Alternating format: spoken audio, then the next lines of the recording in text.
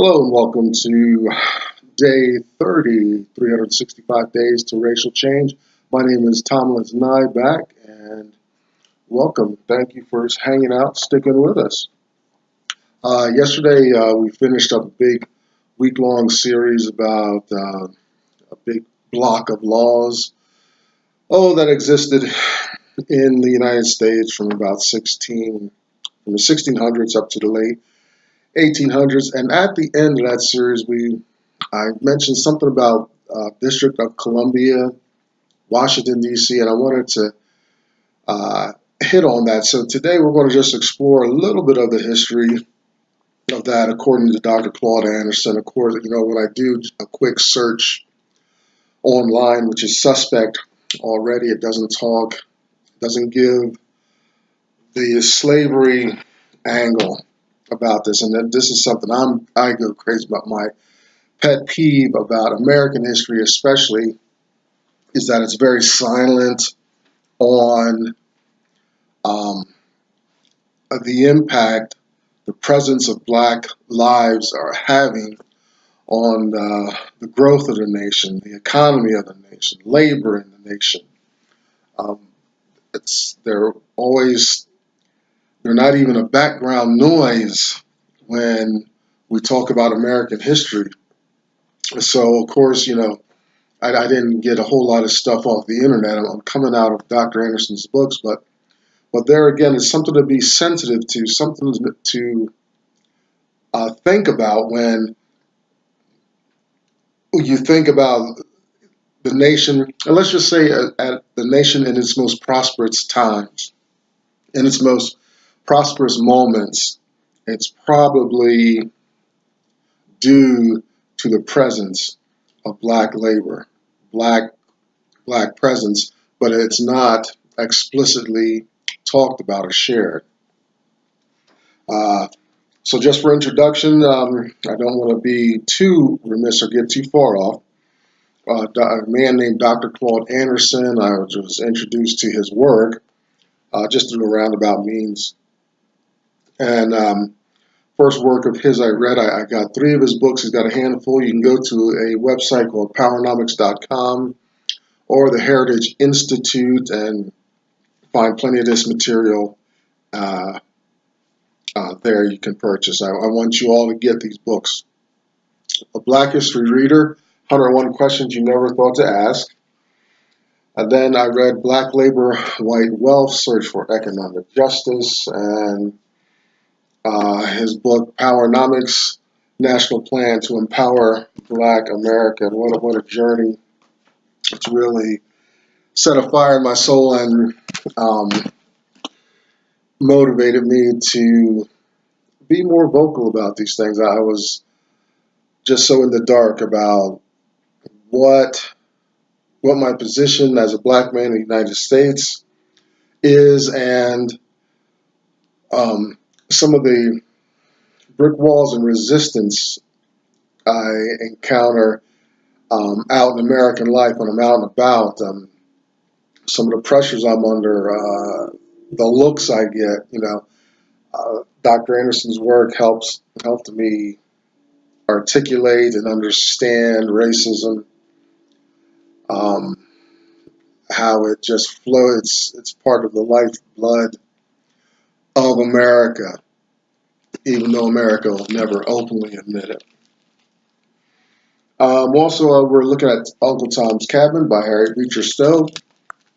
So every once in a while, we'll take a break from all the seriousness of racism and slavery and prevailing attitudes and mentalities in the nation, and we'll look at a fictional account of slave life in America, although that particular work was very influential in theater in shaping American minds, white and Black, about relationship between whites, the powerful, affluent, privileged, entitled white people, and their relationship to slave, vulnerable Black people in the nation.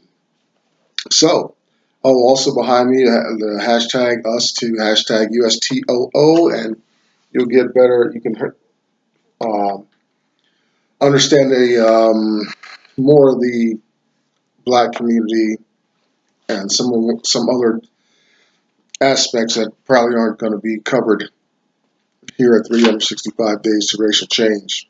Also, there's another site. It's called Black Enough, BLAGG Enough. I don't know how to spell the whole thing, but I'm sure there's plenty of communities. Facebook, plenty.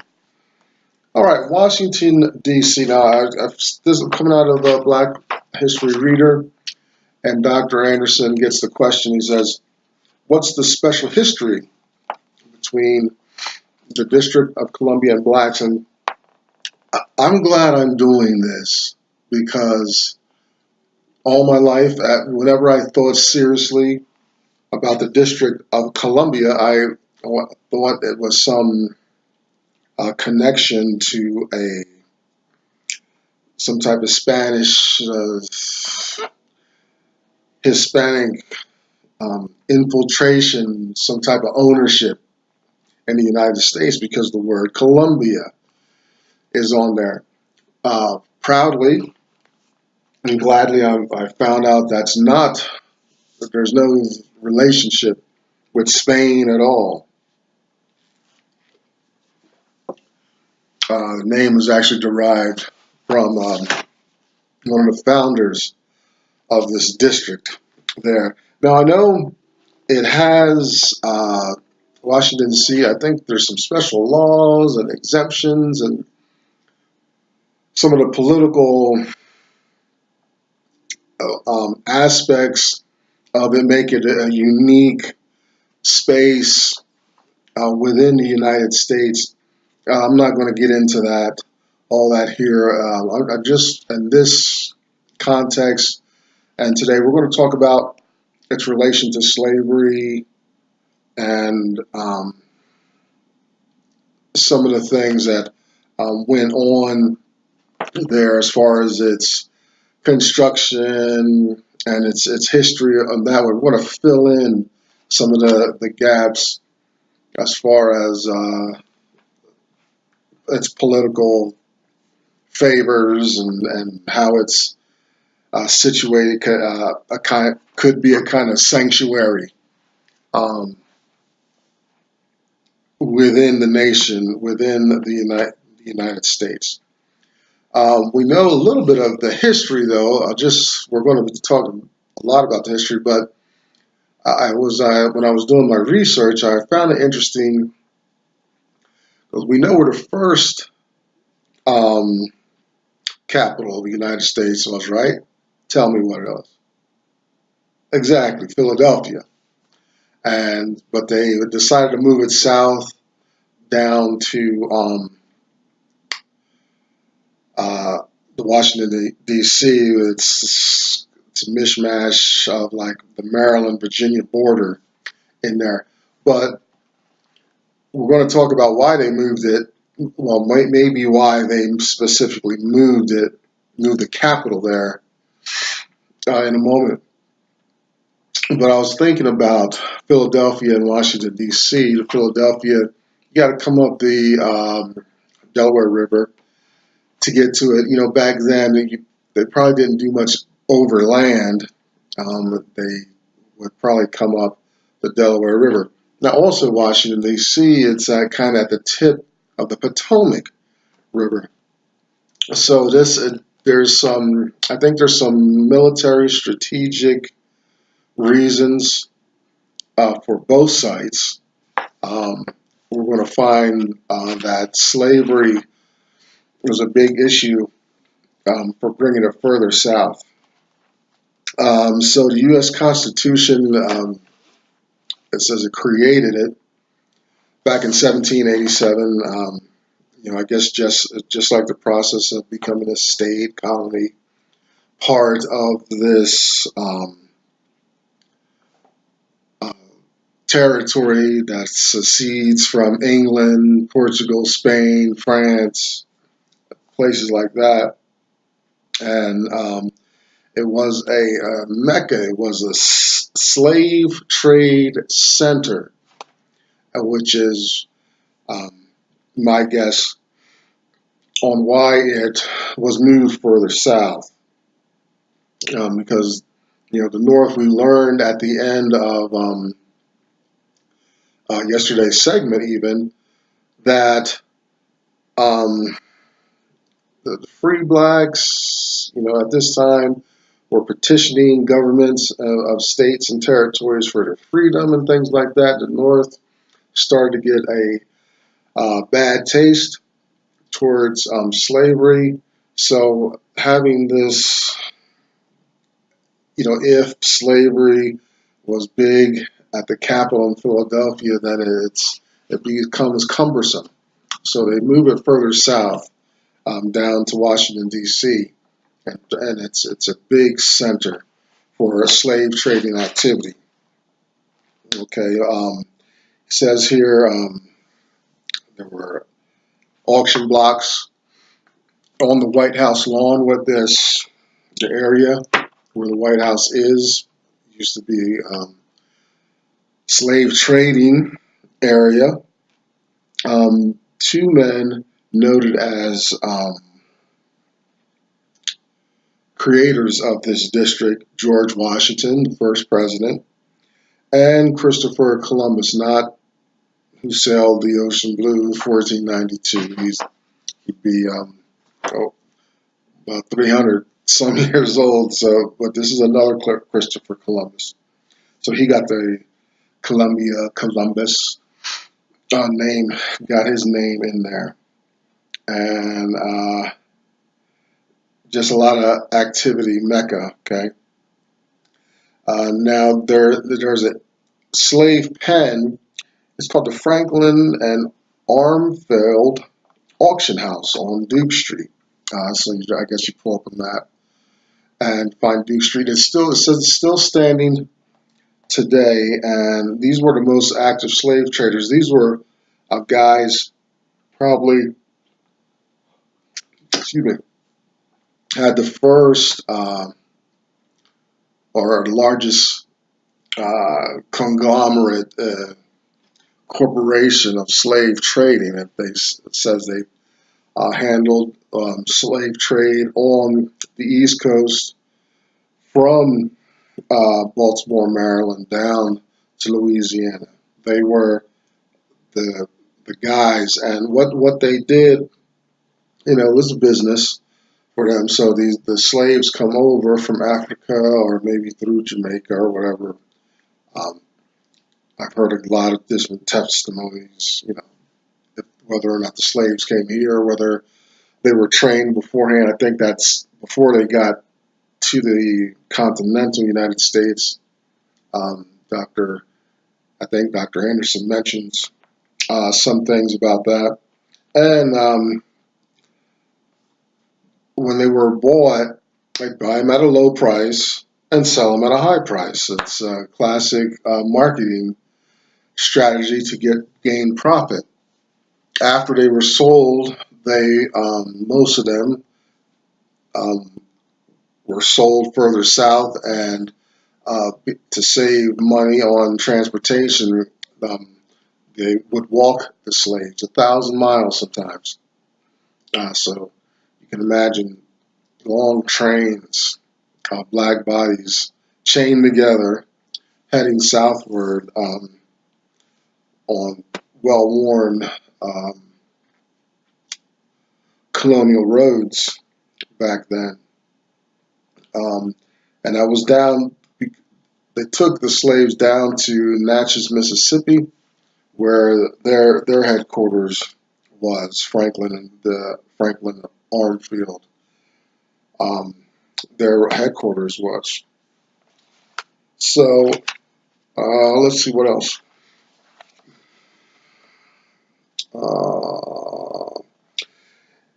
Dr. Anderson mentions a gentleman named Benjamin Banneker, who was connected with the District of Columbia. He was he worked with a Frenchman named Pierre Laporte.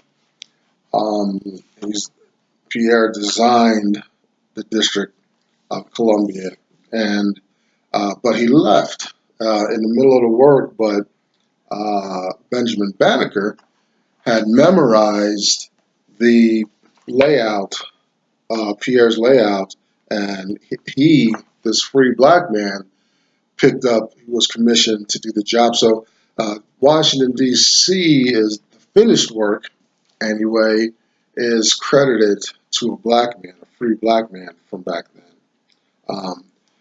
But consequently, unpaid labor, slave labor, went to build the buildings and universities, government areas, things like that, built on free black labor.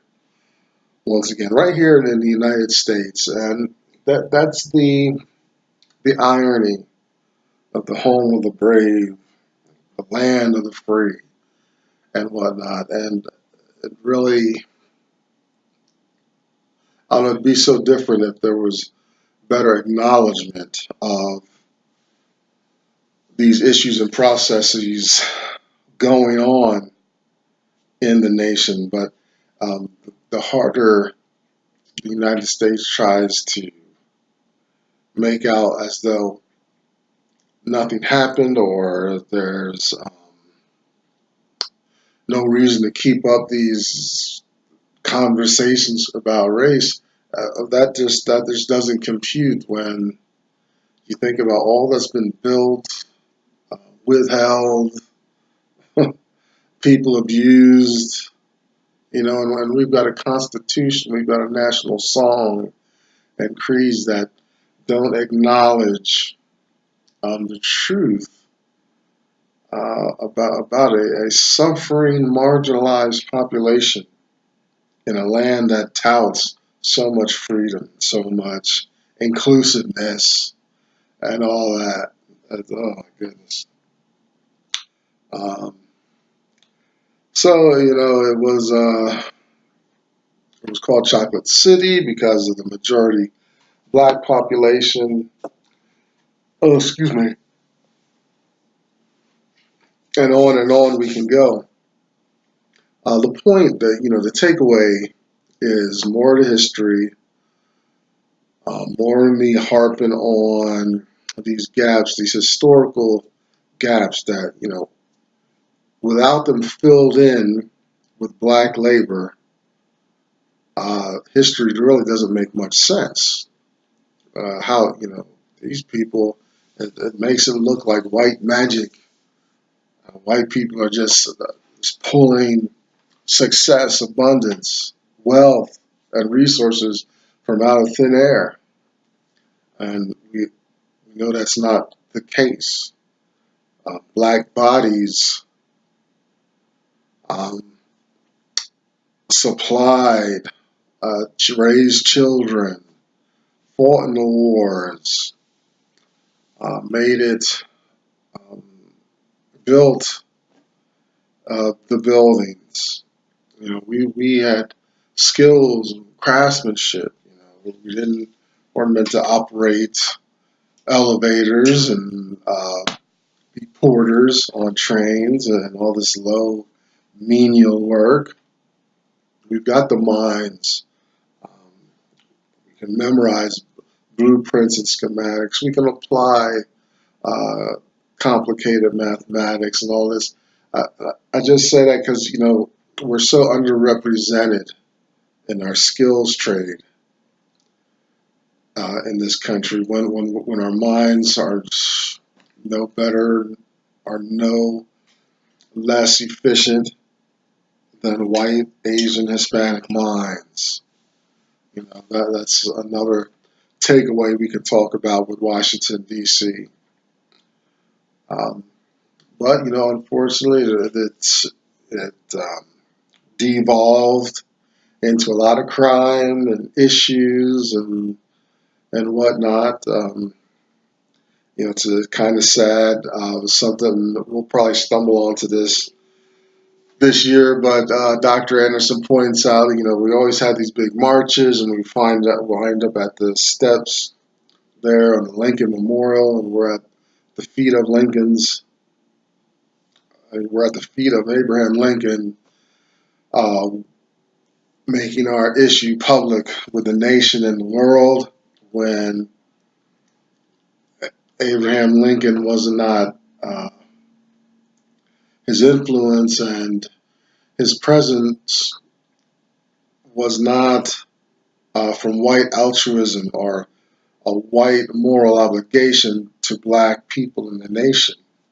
Those issues about emancipation, about freedom, and all that, those were all political and economic decisions to further favor white folks and their agenda, but not to empower black folks. And we can find the evidence of that in how black folks were treated after these emancipations and declarations and all this good stuff that we can cite as kind of affirmative action for black folks, when it's far from the truth. It's it's like saying, well, there's a fire, and you don't throw any water on it. You affirm the fire. And what good is that when your house is burning down? So there's a little snippet on Washington D.C. There used to be the headquarters, slave headquarters, and it was the nation's capital was moved from Philadelphia down to D.C. Those plantation owners saw, it seems what I'm getting at is that capital of the United States and slave trade are linked, glued together. So, the history is like, okay, bring the nation's capital down, but, they weren't talking about the nation's capital. Oh, say, can you see there's saying the nation's capital. The nation's capital is free black labor. That's the capital. From that capital, just like you would do financially, you take your capital and put your capital to work. Hence the capital of the nation, Washington, D.C. Slave owners wanted that further south. They wanted to be closer to the capital. Get it? So there it is. Interesting tie-in with there. I'm Tomlin's Nyback. Thanks for this short one today. Let's see what we get into tomorrow. This is 365 Days Towards Racial Change. Be well.